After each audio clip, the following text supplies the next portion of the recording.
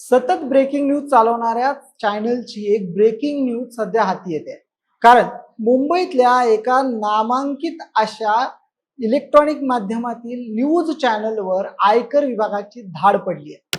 बेरक्या उर्फ नारद नावाच्या एका फेसबुक पेजनं पत्रकारांची बातमी देणारा पत्रकार या नावानं चालू असणाऱ्या एका पेजवर एक अत्यंत धक्कादायक अशी बातमी हाती येते आणि त्यामध्ये मुंबईतल्या लोकशाही न्यूज चॅनलवर आयकर विभागाची धाड पडली आहे.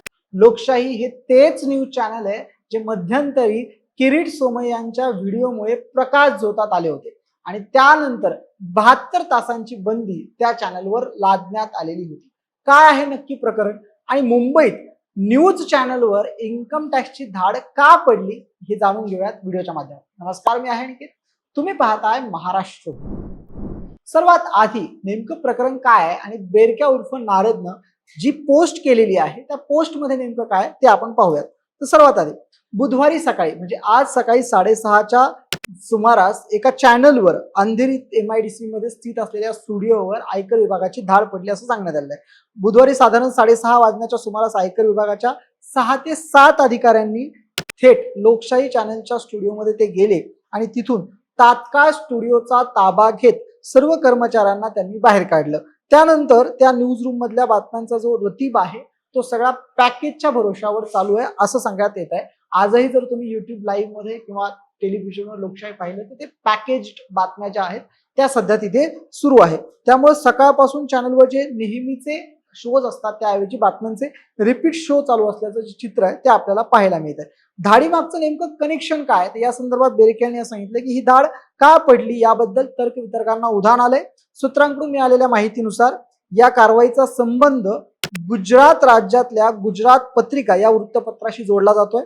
लोकशाही चॅनलने गुजरात पत्रिकेशी असलेलं काही कनेक्शन आहे त्यानंतर ही धाड जी आहे ती पडलेली आहे.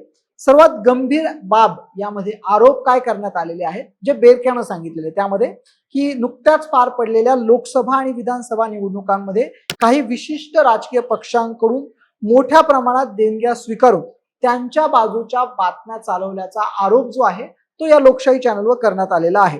सध्या आयकर विभागाचे जे अधिकारी आहेत ते स्टुडिओमध्ये कागदपत्र आणि इतर गोष्टींची तपासणी करता आहेत आणि त्यानंतर काय जी कारवाई करायची आहे ती कारवाई त्यावर केली जाईल.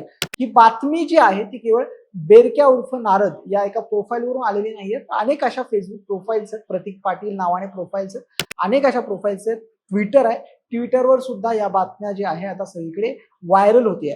कुठल्याही मेन स्ट्रीम मीडियाने लोकशाही चॅनलवर आज पडलेल्या आयकर विभागाच्या धाडी संदर्भातली माहिती जी आहे ती दिलेली नाहीये. ना लोकशाहीच्या संपादकांकडनं किंवा तिथल्या त्यांच्या मालकाकडनं या संदर्भातलं कुठलंही वृत्त प्रसारित करण्यात आलेलं नाहीये.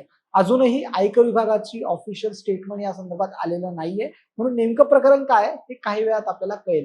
परंतु लोकशाही चॅनल हे काय पहिली वेळ नाहीये जेव्हा हे चर्चेत आलेलं आहे. यापूर्वी देखील म्हणजे तुम्हाला आठवत असेल तर 2023 मध्ये जेव्हा तिथे संपादक कमलेश सुतार नावाचे तिथे संपादक होते जे सध्या झीला आहेत त्यांच्या काळामध्ये सुद्धा किरीट सोमय्या भाजप नेते किरीट सोमय्या यांचे एक व्हिडिओ जे आहे ते त्या चॅनलवर चालवले गेले होते आणि त्यानंतर 72 तासांची बंदी जी आहे ती चॅनलवर आली होती. त्यानंतर 2024च्या सुरुवातीला सुद्धा जानेवारी महिन्यामध्ये 30 दिवसांची बंदी जी आहे माहिती प्रसारण मंत्रालयानं या चॅनलवर लादलेली होती. जेव्हा 72 तासांची बंदी या चॅनलवर पहिल्यांदा लादण्यात आली किरीट सोमय्यांचे व्हिडिओ जेव्हा व्हायरल झाले आणि त्यानंतर तेव्हा संपूर्ण राजकीय पक्ष म्हणजे विरोधी पक्षातल्या सर्व नेत्यांनी पुढाऱ्यांनी चॅनलची बाजू मांडली. कमलेश सुतार आणि त्यांच्या टीमच्या पाठीशी लोकशाही चॅनलच्या पाठीशी सर्व राजकीय नेते जे आहे विरोधी पक्षातले जे सगळे नेते आहेत ते उभे होते आणि अशा प्रकारे अभिव्यक्ती स्वातंत्र्याची गळचेपी करणारा निर्णय सरकारने घेऊ नये, 72 तासांची बंदी उठवावी अशा पद्धतीची मागणी केली होती. त्यानंतर कोर्टाचा निर्णय आला आणि ती बंदी जी आहे ती उठवण्यात देखील आलेली होती. पण नंतरच्या काळामध्ये लोकशाही चॅनलच्या संदर्भात सुद्धा जर आपण पाहिलं तर तिथे उतरती कळा लागल्याचं आपल्याला पाहायला मिळालं. कारण TRPच्या शर्यतीमध्ये सुद्धा लोकशाही जी आहे ते कुठेतरी खाली जाताना आपल्याला पाहायला मिळालं. याच बेरक्या उर्फ नारदने 2024 साली सुद्धा या लोकशाही चॅनलच्या संपूर्ण त्यांचा जो पडत असलेला सगळं TRP जो आहे त्यावर सुद्धा त्यांनी मत जे आहे ते व्यक्त केलेलं होतं. कमलेश सुतारांनी सुद्धा त्यानंतर त्यांच्या संपादक पदाचा राजीनामा दिलेला होता आणि ते नंतर झी 24 तासला जे आहे ते सध्या तिथे जॉईन झालेले आहेत. त्या चॅनलमध्ये संपादक नाही आहेत, संपादकाच्या जागी मालक काम करतात, अशा पद्धतीचे आरोप सुद्धा बेरक्याने त्याच्या ज्या लेखामध्ये केलेले होते. नेमकं सत्य काय आहे? लोकशाही चॅनलवर पूर्ववैमनस्यातून की खरंच त्यामध्ये काही तथ्य आहे म्हणून आयकर विभागाची धाड पडलेली आहे? काय सत्य आहे येणाऱ्या काळात आपल्याला कळेलच. तुमचं मत या संपूर्ण प्रकरणावर काय आहे कमेंट करून आम्हाला नक्की कळवा.